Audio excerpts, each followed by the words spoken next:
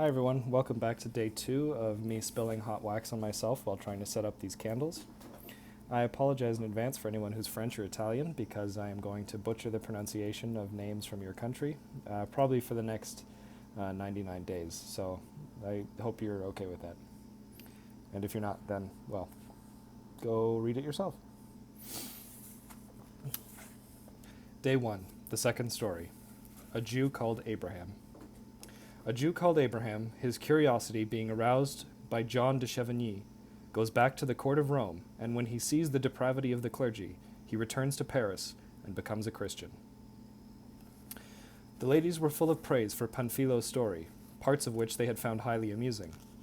Everyone had listened closely, and when it came to an end, Nephile, sitting next to Panfilo, was asked by the queen to continue the proceedings with a story of her own.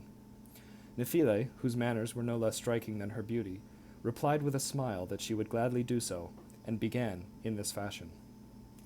Panfilo has shown us in his tale that God's loving kindness is unaffected by our errors, when they proceed from some cause which it is impossible for us to detect, and in mine I propose to demonstrate to you how this same loving kindness, by patiently enduring the shortcomings of those who in word and deed ought to be its living witnesses, and yet behave in a precisely contrary fashion, gives us the proof of its unerring rightness, my purpose being that of strengthening our conviction in what we believe.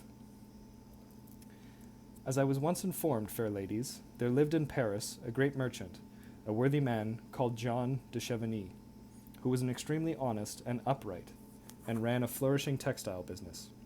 He was particularly friendly with an enormously rich Jew called Abraham, who was himself a merchant and an extremely upright and honest man.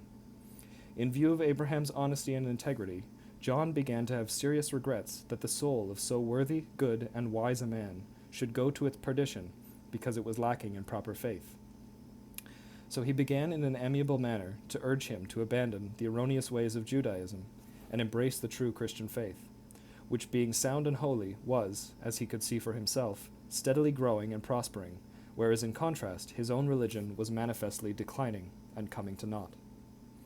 The Jew replied that he considered no faith to be sound and holy except the Jewish, and that he had been born into that one, and meant to live and die in it.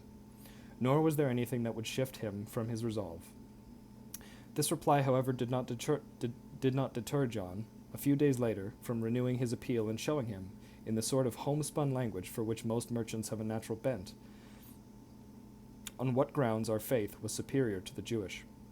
And although Abraham was very learned in Jewish doctrine, nevertheless, either because of his great friendship for John, or possibly because he was stirred by the words which the Holy Ghost put into the mouth of this ignoramus, he began to be highly entertained by John's explanations. But his belief was unshaken, and he would not allow himself to be converted. The more stubbornly he resisted, the more John continued to pester him, until finally the Jew, overcome by such incessant importunity, said, "Now listen, John. You would like me to become a Christian, and I am prepared to do so on one condition, that first of all I should go to Rome, and there observe the man whom you call the Vicar of God on earth, and examine his life and habits together with those of his fellow cardinals. And if they seem to me such that, added to your own arguments, they lead me to the conclusion that your faith is superior to mine, as you have taken such pains to show me, then I shall do as I have promised. But if things turn out differently, I shall remain a Jew as I am at present."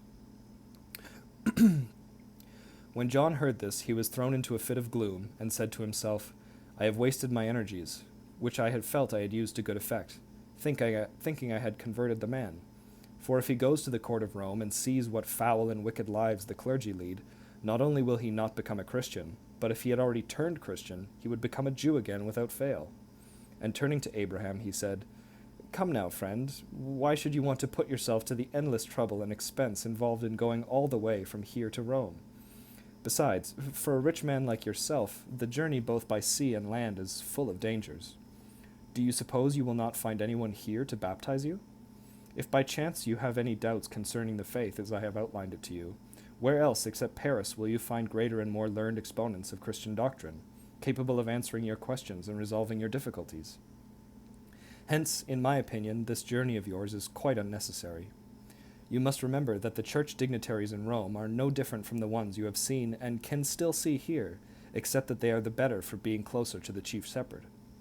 And so if you will take my advice, you will save your energy for a pilgrimage on some later occasion, when perhaps I will keep you company. John, replied the Jew, I believe it is to be just as you say it is, but to put the matter in a nutshell, if you really want me to do as you have urged me with so much insistence, I am fully prepared to go there. Otherwise, I shall do nothing about it. Go then, and good luck to you, said John, seeing that the Jew had made up his mind.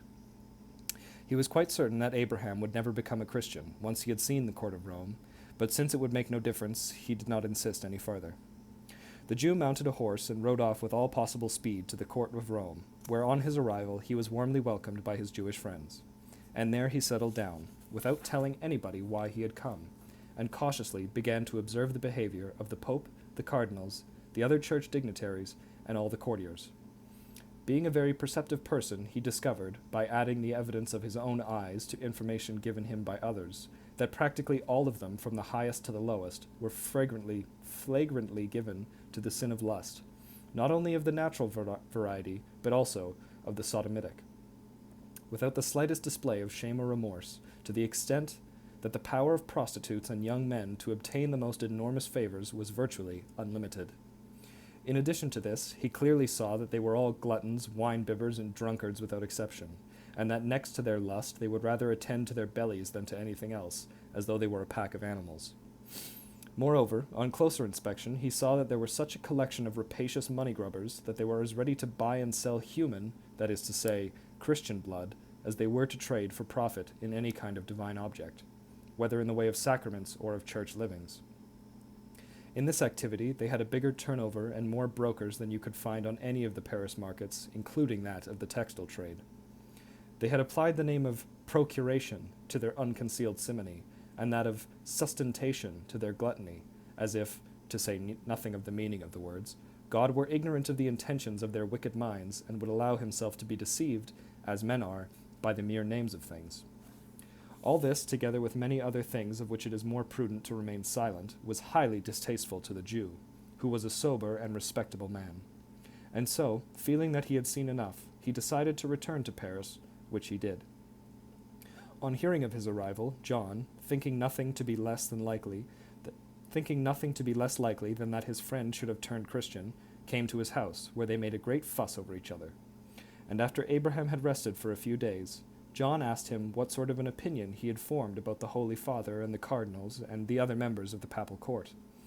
Whereupon the Jew promptly replied, "A bad one, and may God deal harshly with the whole lot of them. And my reason for telling you so is that, unless I formed the wrong impression, nobody there who was connected with the church seemed to me to display the slightest sign of holiness, piety, charity, moral rectitude, or any other virtue. On the contrary, it seemed to me that they were all so steeped in lust, greed, avarice, fraud, envy, pride, and the other sins and worse, if indeed that is possible, that I regard the place as a hotbed of diabolical rather than divine activities. And as far as I can judge, it seems to me that your pontiff, and all of the others too, are doing their level best to reduce the Christian religion to naught and drive it from the face of the earth, whereas they are the very people who should be its foundation and support. But since it is evident to me that their attempts are unavailing, and that your religion continues to grow in popularity and become more splendid and illustrious, I can only conclude that, being a more holy and genuine religion than any of the others, it deservedly has the Holy Ghost as its foundation and support. So whereas earlier I stood firm and unyielding against your entreaties and refused to turn Christian, I now tell you quite plainly that nothing in the world could prevent me from becoming a Christian. Let us therefore go to your church where, in accordance with the traditional rite of your holy faith, you shall have me baptized." When John, who was expecting precisely the opposite conclusion, heard him say this, he was the happiest man that ever lived, and he went with him to Notre Dame de Paris, and asked the clergy there to baptize Abraham. This they did, as soon as they heard that he himself desired it. John stood as his sponsor, and gave him the name of John. His real name in the book is very long, and I don't understand it, so I was saying John, and forgot that his name becomes John at the end of the book. So, the way his name starts in the book is Jehannoth. So, sorry for not thinking of that before I started.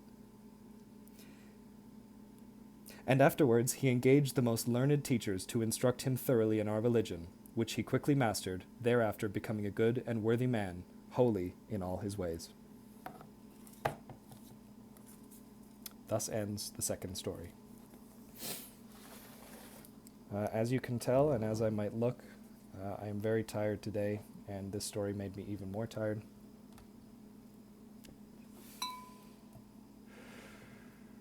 So I apologize for how many slip-ups and stumblings I had, but hey, I promised to put one of these out every day, so no matter how tired I am, or how poorly I'm going to read, or if I forget that I made up a name for a character that he ends up getting at the end of the story, I'm going to make one of these every day. So I hope you enjoy. Thanks.